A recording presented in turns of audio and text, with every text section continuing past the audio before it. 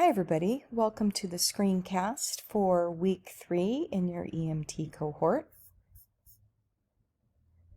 So for those of you that heard this in class and for those of you who did not, the focus for this screencast is to have you take a little bit of time to think about how you did on the small exam and some changes that you might want to make before you or as you begin studying for the big exam. And then we're going to spend a little bit of time looking at mind mapping and metacognition and then give you some examples of mind mapping and websites. And we'll talk more about that later, but we're just going to give you kind of a brief overview of what that is because it might be something you might want to think about as you are beginning studying for that big exam. And then we'll talk to you about the homework. So if you could just pause the screencast, we really want you to think about what was helpful in preparing for your small exam. What did you notice about your comprehension and focus when you were taking that small exam? And how would you define your success so far? After taking that exam, thinking back over your study habits, your time management, how would you define your success? So just take a few minutes to think about that. And then when you're done, you can unpause and continue. There's 2 other things we'd like you to reflect on. Number 4 is right now, as you're moving from the small exam to the big exam, what is stressing you out? And we also want you to think about this. How are you going to change your preparation from the small exam to the big exam? How are you going to address stress? How are you going to change your study habits to help you move from maybe a grade that you are not completely happy with to one that you will be happy with? Or how are you going to maintain what you've done? So that's the other thing we want you to think about as well. Now we have been talking or practicing metacognition throughout the past few weeks that we've been with you. And metacognition, the definition is truly just thinking about thinking. So we want you to be thinking about the strategies that you use as you are learning about the EMT profession. And how these strategies, we want you to think about the strategies that you use as you read, as you study, as you take tests, but also too in how you approach patient care. We're going to provide you a link to an article called Strategies for Improving Learner Metacognition in Health Professional Education. And this article really talks about how metacognition is important in our lifelong learning. We have to be self-directed and self-regulated in order to help us be the best that we can possibly be in the medical profession. We have to evaluate our approaches to patients on a daily basis. What worked well, what did not work well, what can I do to improve for the next time I come up with a situation that's similar to this. This helps to guide your thinking. It's important for you to know what you don't know, not only in studying and in learning, but in your practice as well. This increases your efficiency, both in school and outside when you're employed. And that efficiency is going to learn to better patient care, which could be actually life and death for some people. We want you to be confident in the strategies that you use, but we don't want you to be overconfident, because sometimes that overconfidence doesn't mean better scores.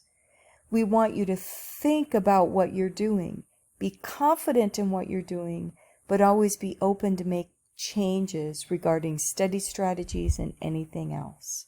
Okay? So we encourage you to read that article in your spare time.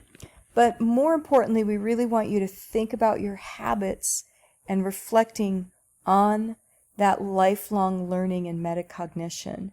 And we want you to see that thinking about your learning or thinking about your thinking involves your cognitive system, right? But also your affective system, your motivation, your self-regulation. So be thinking about your habits and your study strategies and your learning strategies, but then also be thinking about your motivation and your self-regulation. When do you study? Where do you study? How do you study? Those are as important as the strategies that you use. And also understanding the academic context, the content that you're studying. And also, too, in the non-academic context. So where does this all fit within your family background, your culture, your socioeconomic status? How do all of those things help or hinder sometimes your studying? Many of us are working from home or studying from home. How does that family environment affect our study systems, and what can we do to improve that? So those are some things that you want to think about, how it all fits together, it all works together. So the other thing we want you to think about is what we call mind mapping.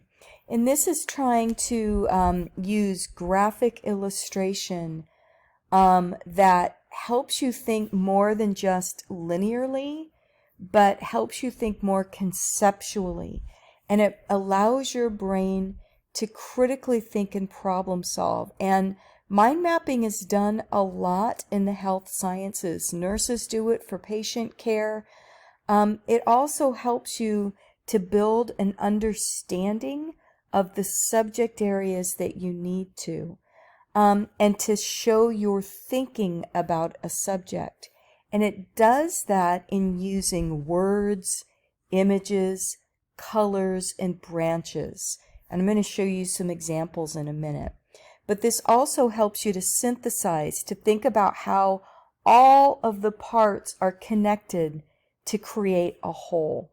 And so we want you to think about how that works to connect together in what you were learning in pieces from chapter to chapter, but how it all connects together in patient care. So these are just some 3 examples, and I'll finish talking, but I really do stress you to also just pause and look at these examples of mind mapping and free thinking. So this person, as they're preparing to study, they're taking a look on the left-hand side at appendicitis up at the top.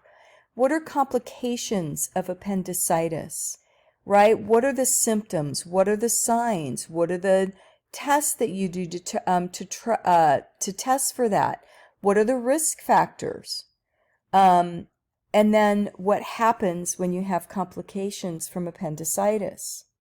These are all some examples of putting it all together. And then down below that, we're looking at appendectomies. What do you do pre-op? What do you do post-op? Why do you need to do it? What are some, care that you do for people who have appendectomies? So again, you're taking it and looking at it as a whole patient. On the right-hand side, we've got some great examples of renal functioning, right? And if you can kind of put into that a little bit, I don't know if you can pause this, but then look at this a little bit deeper. The functions, what's the renal function? Protein-free, organic waste. So this kind of gives you some examples of why how the renal system works, right? So those are great examples of mind maps that are done on kind of paper and pen. Here are some examples of some that are done on a computer, and here's post-op complications, right? What might happen when you have some post-op complications? What could happen in, urinary tract, in the circulatory system, in the respiratory system? You've got two areas there. Some could lead to pneumonia. What about your gastric system? What might happen if you get infection? So you're taking what you're learning and putting it all into one. Again, here's another example of looking at diabetics when they're that hypodiabetic, and I'm glycemic, thank you, I'm trying to think of the word right now, but what might that look like? What is their mental state? How are they feeling? What are the after effects? What's the treatment that you do? How do they appear physically? And what happens when you get into that danger zone? So again, these are some things that you, again, use to look at the whole person.